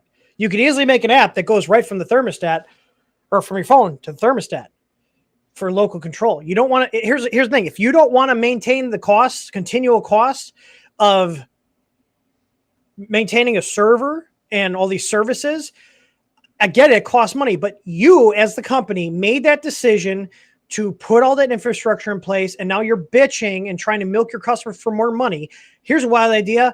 How about you just spend some money and make a local solution and then just kill your cloud service? Because none of these people, it'll save money. It's probably because they want to sell your data. They want to sell your data. That's what I was going to say. But they can't. They're unable to think long term. I mean, this goes with pretty much any industry. I had fights with people when I was 21 driving truck with the bean counters that ran this trucking company that I worked for. It's like, clearly you don't think long term. Like, oh, you're 21. What the fuck do you know? I'm like, well, I know how like basic mechanic works. And when a fucking battery dies in a truck that has 4 batteries, you can't just replace the one that tests bad because that one went bad and it already started to fuck the other 3 up. Well, we're only replacing the one bad because, it tested. That's the only one that tested bad. 2 weeks later, I had to get towed. It cost them, I don't know, $1,200 to get me towed to a truck stop so they could replace the 3 batteries they didn't replace 2 weeks prior and the brand new battery they replaced that was now fucked because the other 3 drained the life out of it. And it's like, and then they're mad at me. You know how much money that cost us? Your fucking fault because you didn't listen to me. Yep. I told you guys what to do. You said you wouldn't do it. Hey. Yep. Hey, Tor, I see you queuing up stuff. Do you want to talk about the beast? Show the picture from. Hey, is Jeff still in here? Is Jeff Mulaney still in here? I haven't seen him. Picture. Hang on. Tor, was that the one you showed me before the show? Okay. Yeah. So Tor, we have camera systems here, and Tor will be spying on us. He's like the all-seeing eye. Like watching. I have access to the Home Assistant, so I'll even do the voice of God. Like, hey, don't do that. Scares the shit out of us. Like, we'll just hear the Google Homes turn on and start speaking. We're like, oh, it's just fucking Tor. So this was putting on the top panel. I happened to open up the camera at the perfect time. Yep. This is putting on the top panel. So I like the Jesus sandals. Those things are awesome. So, like, literally, this thing is huge. It's fucking huge. This is an 8 foot by 4 foot table. Jordan is 6'2", to give you guys a comparison. So Jordan is 6'2". We do have a ladder. Actually, he used the ladder to get up there. Do you see the ladder? Right? Yeah, it's down at the corner. Yeah, the ladder right there. So yeah, he just crawled up there. Yeah, so you can see the hinges in the bottom there, Tor. I printed all those. But yeah, so that's the beast here, Tor. I'll let you take it away if you want to do a little tour of what you've got. Oh, she would like that word. Yeah, I got to be like, yeah, you're not. I mean, he's not over. I think is it 8 feet? They're not supposed to climb on a ladder over 8 feet or something. I mean, I can do it because I'm the owner, but yeah. So we have our easy cam mount for the corner now. Probably going to be lifted okay. up. I actually like that. Actually, it won't even hit because how much space I gave it. But also a little mount holder for the bed cement. For the bed cement? What size? 100 mil? I'm assuming. Yeah. Oh yeah, for an S5 bed, 100 mil, 100%. Oh yeah, you got to upsell. Come on now. Okay, I dig it. I was wondering what you were working on today in Fusion. I knew you were a busy little bee. Yeah. Yeah, and then I also remade the tensioners. Custom tensioners. I like that a lot. Oh, that's cool. It's slick. Before I had, let me see if I can find them.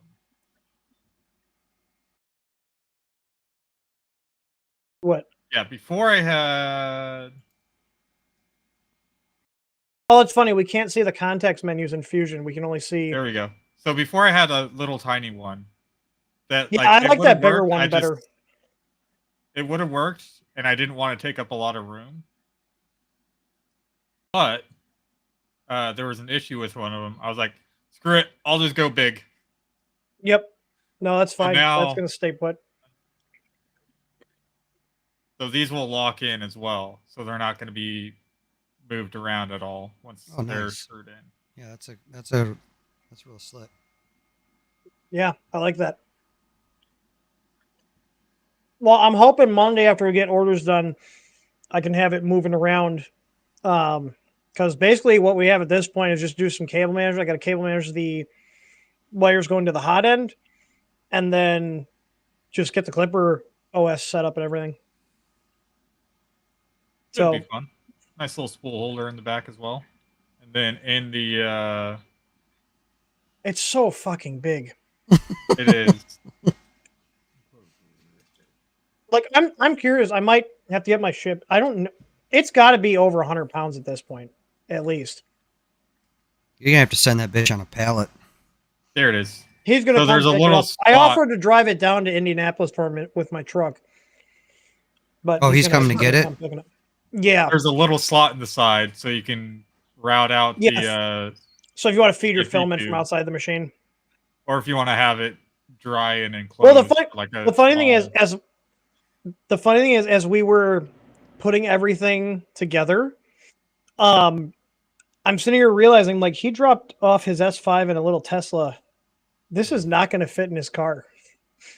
I was like, I don't even think this will fit in the cab of my truck.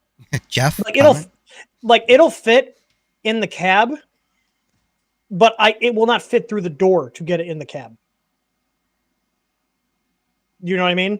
Like, it's too wide in all directions to fit into the cab of the car. So I was going to plan on, basically, if I was going to bring it with the truck, strap it down in the bed, put a big, put a bunch of packing blankets over it, put a tarp over it in case it gets drizzled on. I mean, it can get wet. It's not going to do anything. But yeah. So, Jeff, it's easily going to be over 100 pounds, if not more. Like, just the bed is over 20 pounds. Can't you check Mitsumi's shipping weight? I mean, I guess that would be how much the frame. And then, like, 3D Experiment said, to be fair, it won't fit through most homes' door frames. This is true. Yeah. Hey, Jeff, where is this going? I didn't even think about that. No, I already said that. I already said that. Is it going in a garage? Do you have double doors to get it in? We have double doors to get out of the print farm. Do you have a sliding glass door? This is 756 millimeters across. Let me go. Where's the? That's the widest across. So what's the depth on the? It's wider than deep. That's 30 inches. Your standard door is between 30 to 36 inches. Okay, so it'll. Okay, that's on the longest length. What's the front to the back? With the control box, go from like the front. Oh yeah, here. I'll be on this side. Yeah, go from that side to the back of the control box. Hold on. You don't need to put the lid on. I'll just overestimate by like 10 millimeters or 5 or whatever. And that is 780. So let's say 7.9. Okay, so it's 31 deep. Yeah, so it's about 30 by 30, like 31 by 30. So you're gonna need probably at least a 34-inch door, because that's 30 inch opening. Your door takes up a couple inches. You're gonna need at least 34-inch doors. He's gonna just get through my office door. He's just gonna have to build a house for the printer. Yeah, he could unhinge it, but even still, on a 30-inch opening, that's Jeff said he's measuring the room he had planned to put it in. You have to. There's no taking this apart. This is not a printer to take apart. He said I'm measuring it's not in there now. What? Can you get it through the window? I was just about to say, do you have a big-ass window? Oh, I'm trying to click on the stream to do stuff. All right. How tall is this? 1,052 millimeters tall. So that's over a meter tall. Yep. That's 41 and a half inches tall, roughly. It was going upstairs. Not anymore. Yeah, not a chance. I don't even know if I could get it. Well, I have a sliding patio door. I could actually get it into my house. I don't know if I can get it down here, though, because I have a standard with door coming down to the basement here. Yeah, but there was another set of hinges. I don't know. Those doors go anywhere between 30 to 36 inches. It just depends on the house. Yeah. And they're evens. They're 30, 32, 34, 36. So here's the thing. I have done this before to get big stuff in. You just take the hinge pins out of the door and take the door off the frame. Right, but if you have a 30-inch door, yeah, if you have a 30-inch door, you have to take the door off in order to use the full 30 inches. That's the problem. Correct. Yeah. Yeah, frame up a room for it in your garage. I mean, it's fully enclosed. It would, with a AC bed, you can preheat it for a little bit. Oh yeah, no, it's gonna get toasty in there. So, 3D Experience says frame up a room for it in your garage. You don't really need it. It's got an enclosure. You could just throw it in the garage. Yeah, and it's ACM on 4 sides. Mm-hmm. The bottom and back 3. Yep. So it's mostly insulated. So Tor, we should in the future when we build giant printers, we should make a note of, hey, I mentioned this before. I don't remember it, I'll be completely honest.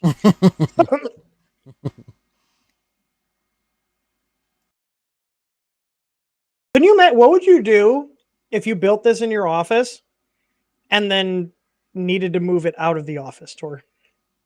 Personally, I would have to disassemble it and reassemble it. It would be a pain, but that's... It reminds me of when we had the big laser cutter, because the big laser cutter we had would not fit through any of the house doors. So it could either go in the shop or it could go in the garage. That was it. And then well, luckily there was that big printer. Well, so there was that big printer that we rebuilt for a company in Crown Point, and that literally could only... No, it was that Optimus P1. Oh, yeah. And, yeah, so it basically... It had to go. It would not fit through the doorway of my office. So luckily though, my office still has a garage door in it because my office upstairs is actually in one of the garage bays. We put a wall up and insulate everything. So I was able to just turn the opener back on and bring it in through the loading door. So, yeah. Hashtag big printer problems. Maybe I should get a shirt made for him.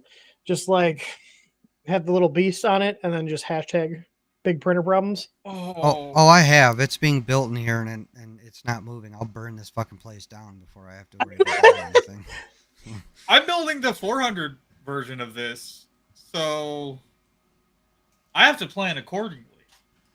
And my shop's a little on the ghetto side anyway, so if I got to blast the door out and put a bigger one in, it's just wild to me.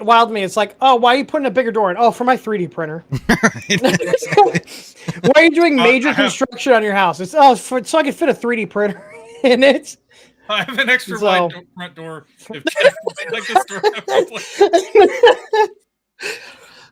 Oh my god. Hey, we're just doing what we're told. We're told to build big ass printer. We're building big ass printer, okay? So the last thing in the news, and I'm going to put this up. I always forget to put this up. You guys can send in questions to q&a@th3dstudio.com, and you can put our questions in. Also, before we go to this next news segment, next week, instead of our normal shows, we have the 3D printer roast. So if you guys want to enter in, you can do that as soon as the show starts. We're not accepting any new entries. So if you guys want to submit your printer, isn't it roast.th3dstudio.com? What's the roast me.th3dstudio.com. So you guys want to enter your printer to be submitted to be roasted, we will probably hurt your feelings. So if you're a little whiny bitch that has thin skin and can't take some joking around and making fun of your shitty printer build, don't submit it. But if you want to have some fun, I'm typing it out right now. Yeah, if you don't understand what a roast is, and it's probably not for you. Please submit pictures. There's been like a dozen, like, I don't know, not a dozen, but maybe like 7 or 8 people that like they send it and they don't attach any photos. It will take you to our ticket system form. It goes to a specific department, which is the printer roast department. So you can attach videos, you can attach photos.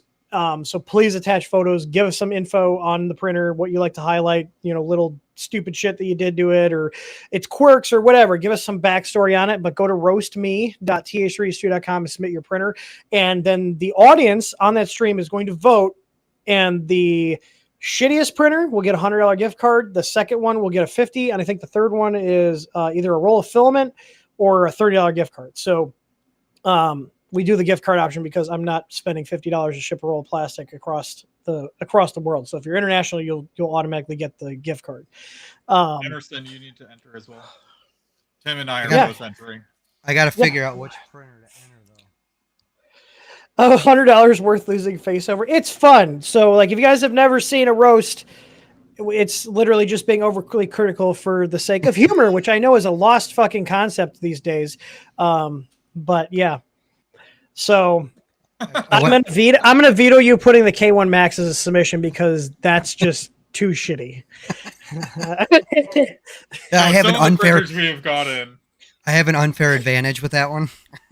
Yeah, I mean that's not even your fuck up. That's Bontech's fuck up. That doesn't really count. I want to see what you've fucked up on your printer, not what a third-party company's fucked up on your printer. So, last news story before we get into the Q&A. Is a Clipper-based AMS system. And one, I'll tell you right now, I don't do Kickstarter, so I will not be backing this. But it's cool that we're seeing these kind of things come out. This is also in Australia. What? Please tell me I'm not the only one who thinks that looks like a cardboard box. Look at the edges. No, yeah. They painted? No, it's plastic. It looks like acrylic that's been glued together. No, it doesn't look like a cardboard box. It's probably acrylic. Just it's either acrylic or this is a print that they smooth or put resin over. Oh yeah. I don't think it's metal. It's like it almost looks like a 3D print that they then smoothed out. That's just my opinion. I could be wrong. But yeah, so it's the Oru MMS. It's got five color support. It's got a manifold that joins multiple. So this is like a combiner. Let's see here. Can you guys hear the audio? Yeah. Actually, hang on. Here's what I'm going to do. They're using the same filament sensors that we get. Do you notice that, Tor? I haven't actually seen the video on it yet. I'm going to mute this just in case. Yeah, I literally found this as we were waiting for you to start the stream. So this must be a printer they build that this is on. Okay, so it's purging out. Now it's feeding it back.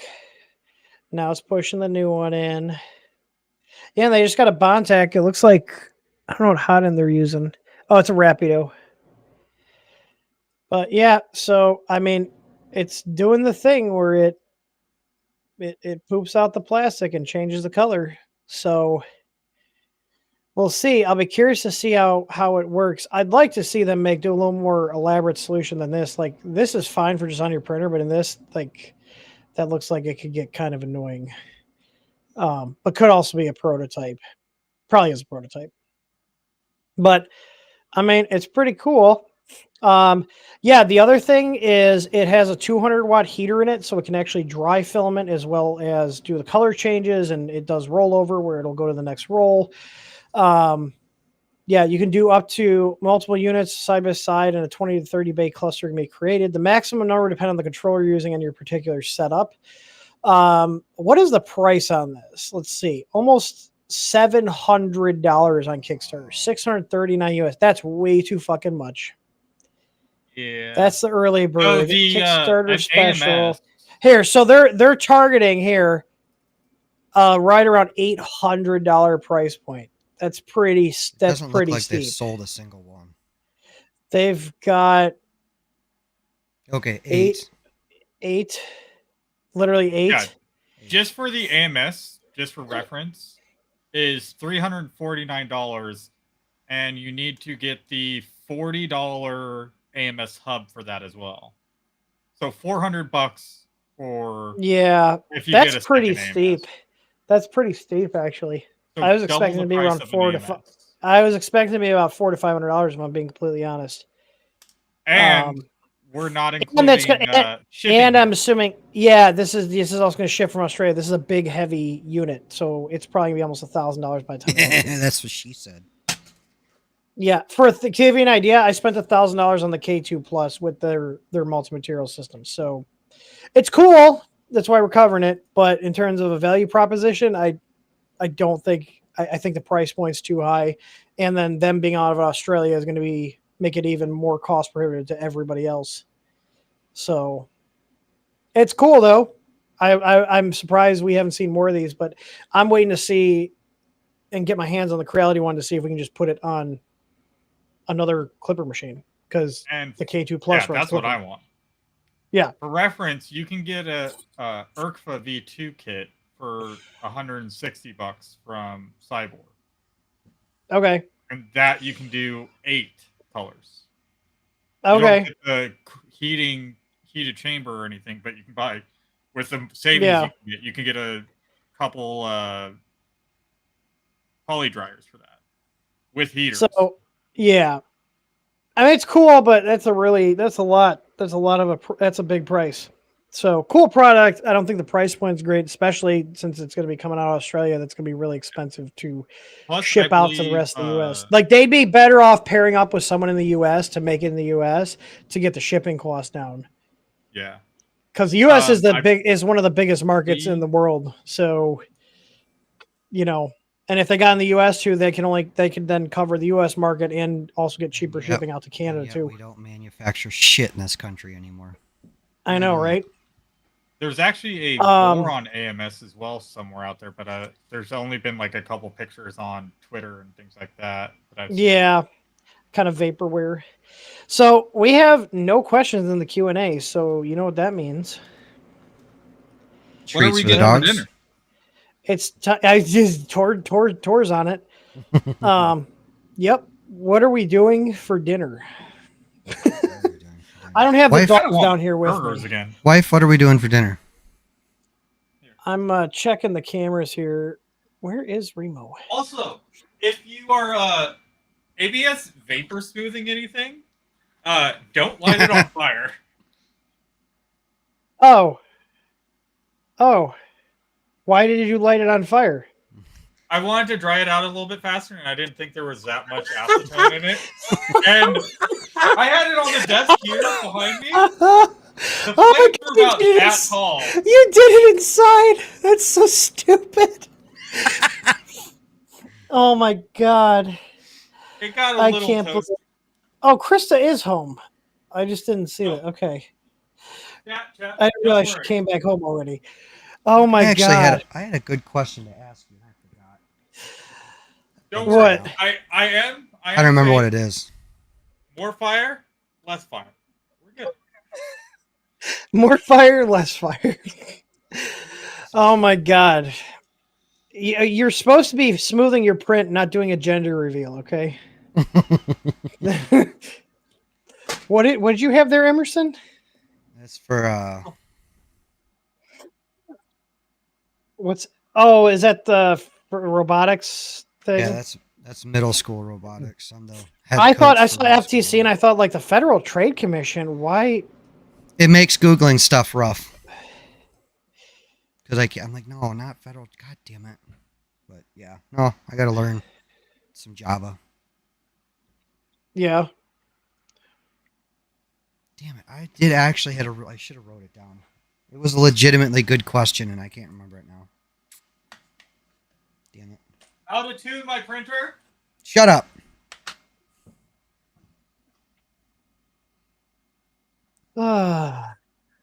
Okay. Yeah, I did not order the spider, but yeah, we have a jumpy spider that's in a Chinese food container with holes in water and 2 other bugs right now. And keep a little jumpy spider. Do you not like spiders, Emerson? I hate spiders. Fuck spiders. So we counted 15 total orb weavers on our patio last night. Do you know what those are? Oh, I'm well aware of what they are. I just don't like them. Yeah, so there were some that were like this big. The bodies were probably about this big. We were helping my buddy over at his house dig out his pit for the gun range, and Sarah's flipping shit over, and I mean massive wolf spiders. These fucking things were huge. Oh, well, hang on. You say wolf spider. Hang on. Where did he post? Man, I didn't realize how chatty. Oh, wait, let's see.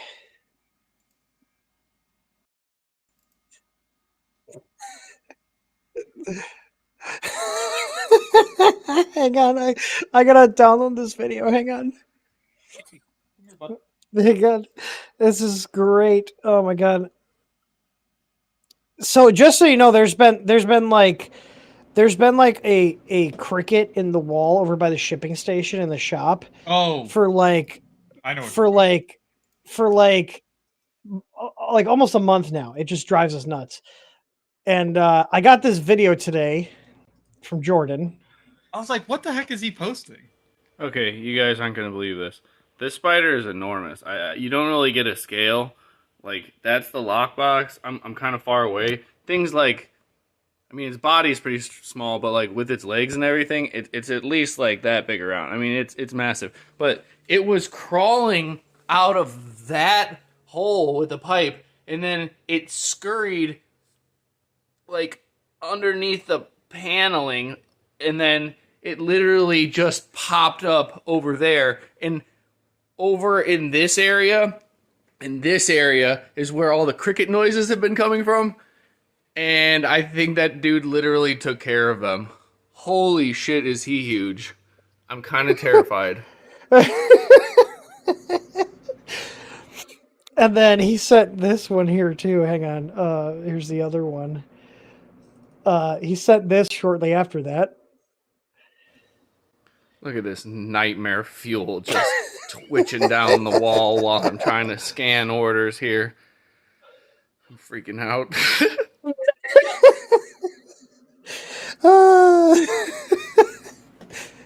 Do you not like spoilers? No. Why is everybody so scared of little spooter? I'm fine with spiders. I just don't like getting bit by them. I mean, the little jumpy spider I got, he's about this big, or she. I think it's a girl, based on what my spider research I've been doing. But your spider research. My spider research. Watching videos on YouTube about like trying to determine like who they are and whatnot. So, yup. But I mean, are you cool with the little jumpy spiders? Or do those freak you out too? No, I hate spiders. All spiders can fuck off. Every single one of them. Why? Why? With the little the little jumpy. Hang on. No, them and snakes. I hate snakes too, and I have one. Oh, you have I have one in the house. Yeah. I do. Yeah, didn't your wife get that though? Yeah. It's your wife's. My wife. Hang on. Let me see here. Share screen. So the one we have that we're making a little home for is this little guy here. Little tan jumpy spider. Why? Like, look at them. They're little. They got little furry. They got the little furry things in front. I don't know what they're called yet. But like, look, they got the little eyes in the front. Like, they're cute. Look at them. Look how cute they are. Little jumpy spiders. And they're so curious too. Like, look at them. Little spooters. I was thinking I could put like a camera by them, and then like we could have little spider cam. And look, they come like I've seen some like this with a little green. Like, they look cool. They're so cute. Look at him. He's hiding out in his little house. Isn't that cute? Look at them. Little spooters. You don't like the little spooters? No. No.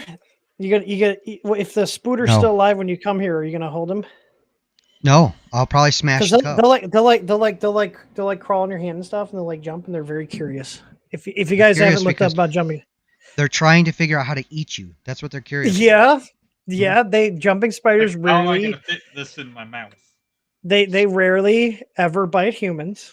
They're very curious, and even if they do bite, they don't do shit to humans. So we're gonna have a little jumping spooter. Well, we have one. I gotta set up his little terrarium. So I got a little like terrarium. It's like this by this by this. I'm gonna put some like leaves and branches and stuff in there, and yeah. Krista was like, oh, we need to get some like coconut substrate. I'm gonna go out to the backyard and get some dirt. We'll get some dirt and put it in there. So it's like being a 5-year-old all over again. It just needs a leaf and a twig, right? That's all it needs to survive.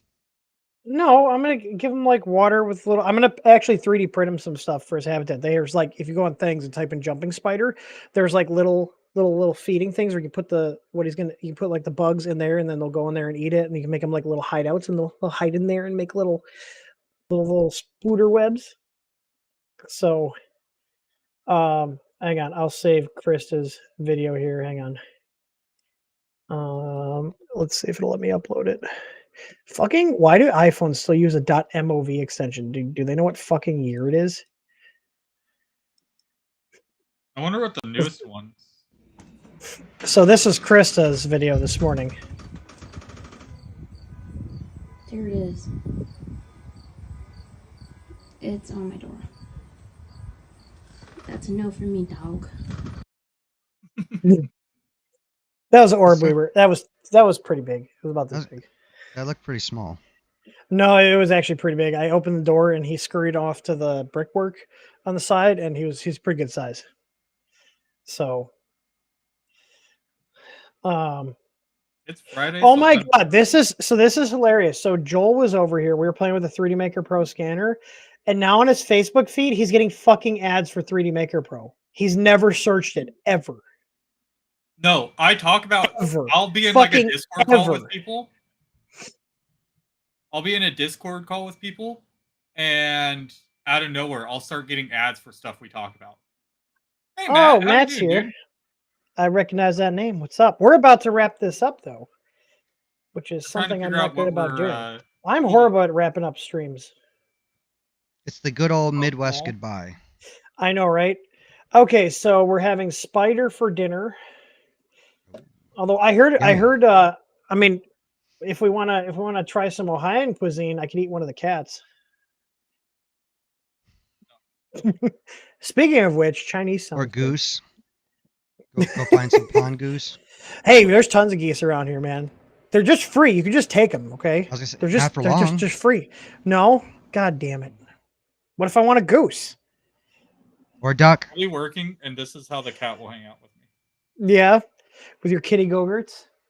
Are there dogs down here with me still? Did they like? They did. Hey, dumbasses! I'm gonna laugh if they come. Well, they're all of them are like, which ones? Oh wait! You know one came when I said dumbass? Here it comes. It's coming! Dumbass. Come on. Come here. Say hi. Come on. Up. Hello. He got bone. Isn't that hilarious? I said, hey, dumbasses, and he comes Matt, if it was anything less than explosive diarrhea, it's not acceptable. No, well, I hope you're feeling better, dude. And now he's here. You have been missed in Jerry streams on Saturday. That was great. I told he responds to Tard, dumbass, hey, stop that, no cats, like just whatever. Like, yep, he's enjoying his bone. I think Krista gave him both bones because that's why Remo didn't come. I see his ears on the camera sticking up by one of the pinball machines in the theater. I'm pretty sure he's like got the he's gnawing the bone kind of vibe. So I don't know what I'm gonna do for food because we actually had Chinese on Tuesday. I think it was Tuesday. No, so you know how that goes. Filament. I don't know what color they need. What did she ask me to do? She's asking me to do a filament change on the printers, but I don't know what color they need. Change it to the complete opposite color. I like that your wife is using our live stream to communicate. I know, right? No, B-Dubs that come up to Mishawaka and the Canadian geese and ducks and seagulls, take them all.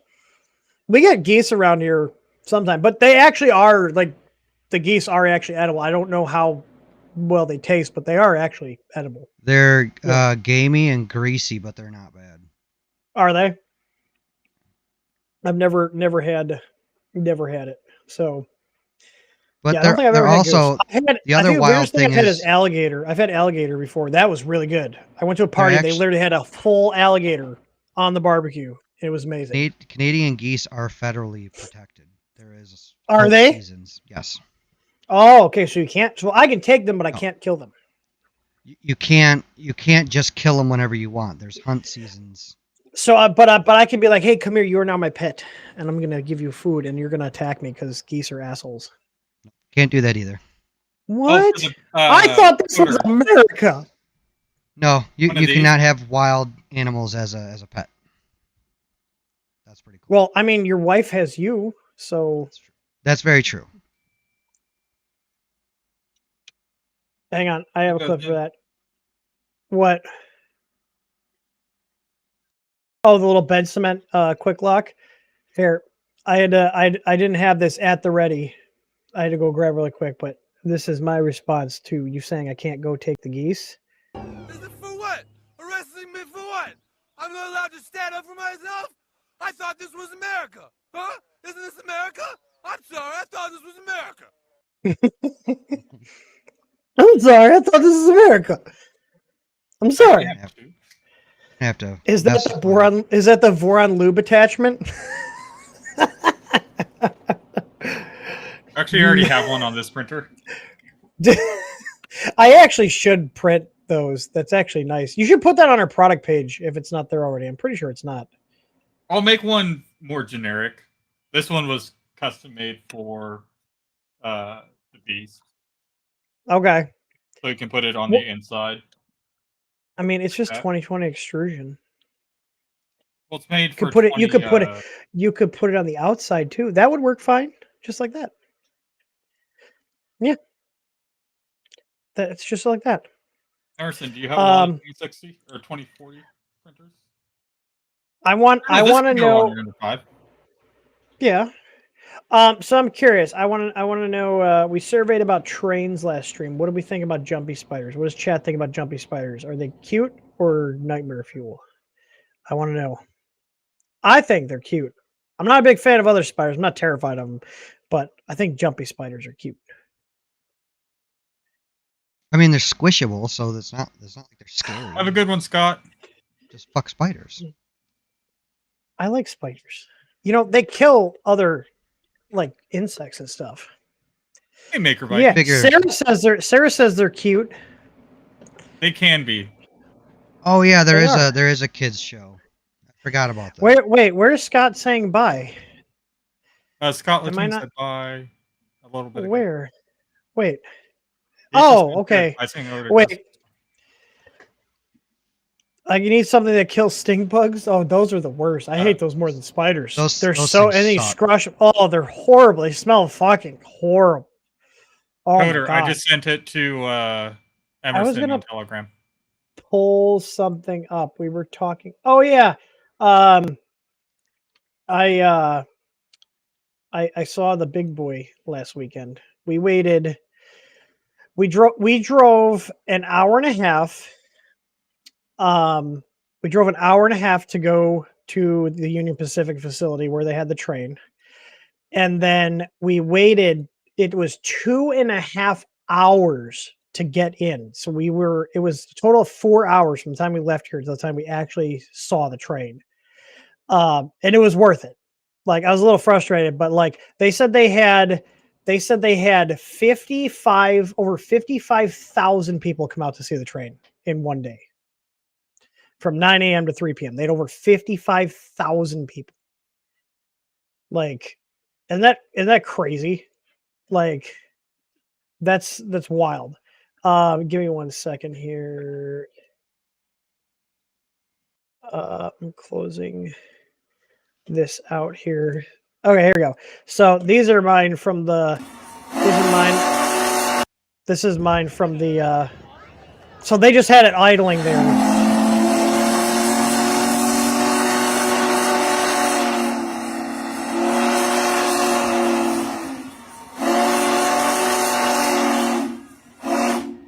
Choo-choo, motherfucker, choo-choo. And everybody claps. Yeah, so yeah, I mean they had its whole train here, the whole consist here. The engine, they had the two fuel cars. They got one diesel here for dynamic braking, and I think they have PTC on the actual big boy now, but they use that for dynamic braking. It's like a requirement. The big boy does not have dynamic braking, but then they had all the other cars there. It was really freaking cool. Like, this thing was built in 1941. Like, it's crazy. Like, this, like, just the size of this, like, give you guys, like, these are like normal height people. Like, look at the size of the wheel compared to this guy that's right in front of it. Like, this thing is giant. It was such a sight to behold. It was so fucking cool. Like, it's just wild to me. And then you got all the controls and stuff here. They didn't let you go up in it. It was actually like running, and they just had to sit there idling and stuff. But like, it was just awesome. Like, it was just such a cool thing to see in person. Olivia was like, I want milk. But yeah, like, it's so cool. It was such a cool thing to go experience. I'm glad we got to go see it. So, but yeah, you can see how packed it was. Like, it's crazy. But yeah, did you guys think that there was going to be that many people that came out to see the train? You said 60,000? Over 60,000 people from 9 a.m. to 3 p.m. Over 60,000. Shitload of autistic nerds. Then why weren't you there? Emerson, why weren't you there? Huh? You would have fit right in. I honestly I would have been there. That sounds cool as shit. Yeah, go fuck yourself. I would have been super excited to be there. You go to a bunch of nerds, but I would have gone. You would have been like getting goosebumps and clapping your hands when it did the toot toot. I'm trying to find where's Krista's photos? I don't know where her photos are. And I want to wrap this up, so yeah, I have no idea. Oh, this was funny since we had oh my god, she posts like they're like the Facebook reels. I'm just gonna hopefully I don't get copyright struck, but I don't think we will. This is hilarious, like especially since we have the kid. I don't know if you saw this that she posted, Emerson here. Let me know if you guys can hear. Can you guys hear the audio? Can you guys hear it? No? No. What the hell? I gotta figure out my mic. It keeps cutting in and out now. Brave tab. Also capture audio. Let's try. I was like dying when she posted this because like this is literally... haven't you won on like 5 different channels in the past couple weeks? You don't need another giveaway. I'm gonna stop pooping for like 4 days. Really send mom into a tailspin. Oh, hi, Dada. I puked on 3 outfits today. What did you do? Stop putting socks on my hands. People are gonna think I'm upside down. How long did I nap today? Ooh. Don't think I'm ever gonna do that again. How do I even... What do I do? The medium-sized guy who kind of looks like me, he's being a real ass today, so I think I'm gonna be chill and just give you guys a little break. Okay, I'm needy again. I am extremely cute, and you are powerless against me. I am so cute in pictures. This one right here. But when the camera's off, I scream. Oh, I scream real loud. I think I'm gonna stop pooping for love. I scream. So I say about all babies, like, yeah, they're cute in pictures. And I saw it, I was like, yeah, when my camera's off, I scream real loud. Dear God. They scream so much. Yeah, I'm gonna check, see, we still have no submissions in the Q&A, so I need to figure out food. I'm looking at burgers right now. Okay, hey, Tor's getting burgers. Emerson, what are you getting? Do you see this printer right here? Yeah, the K1 Max. It's not doing anything. It's not printing. Yeah? Do you know why? Why don't you get it printing? Bondtech sucks ass. Hey, Emerson, it's been like 3 weeks since you put that kit in. Go back to stock and stop bitching. I don't know where all the parts are, otherwise I would. So I got to figure out how to make that shit work. Yeah. Yeah. Okay, Chris. I'm not Krista. Okay. She wants me to show the pictures of the one video she has is like out of focus. Hang on. I can't easily import these into it. I will show them another time. I do want to wrap this up. So, anyways, I don't think I have anything else to add. I do not know what I'm getting for food. Emerson, do you know what you're getting for food for dinner? What's going to be your dinner today? Or I could go get Taco Bell and get some of that Baja Blast gelato. You already got that last week, didn't you? Yeah, it was so tiny. I was disappointed, but it was good. That's my what wife's gonna starve me. Probably. Yeah, you're a big boy. You can make your own food. Taco Bell then. Yeah, probably gonna be Taco Bell. Try out the gelato. I could go for some Taco Bell. Okay, since we're speaking about small portion sizes, I picked up food and I knew Chris wanted ice cream, so I stopped and got her a McFlurry. $4 for a cup that's this big, this tall. This fucking tall. McDonald's has gotten fucking ridiculous. I literally was like, this is what is like, I didn't order a small. She's like, oh, this is our large now. I was like, I'm never buying this again. This is a ripoff. Like, and it was like some weird fucking cardboard folded in cup. It wasn't even like a plastic cup or even like a regular cup. It like had these flaps on it. It was fucking stupid. So yeah. Yeah, they rate. Yeah, you get yours as a company. You get to either raise prices or slower or shrink down the size of the thing. You don't get to fucking do both. You're like you're a piece of shit if you do both. Remember when ice cream used to be a half gallon? Yes. Oh, Robert. An actual half gallon. Okay, what are they now? Under a gallon. I don't know what it is now, but it's a tub of ice cream used to be a half gallon, a legitimate half gallon. No, these were this big. For the gelato, it's like $4, where you could get like a Haagen-Dazs pint or a like Talenti or something like that for $1 more and get like 5 times as much. Yeah, they're good, but they're a total ripoff. They were smaller than a pudding cup. It went from a half gallon to 1.5 quarts. Yeah. And charge you more. Yep, sounds about right. Well, I am running out of steam, so you guys good? We're going to wrap it up? I don't know what we're going to get to do for food. I guess I'm going to starve. I'm going to have ice soup for dinner. How's that? Yummy. Just make it simple. So, all right. I will talk to you later. I'll see you guys later. You guys have a good one.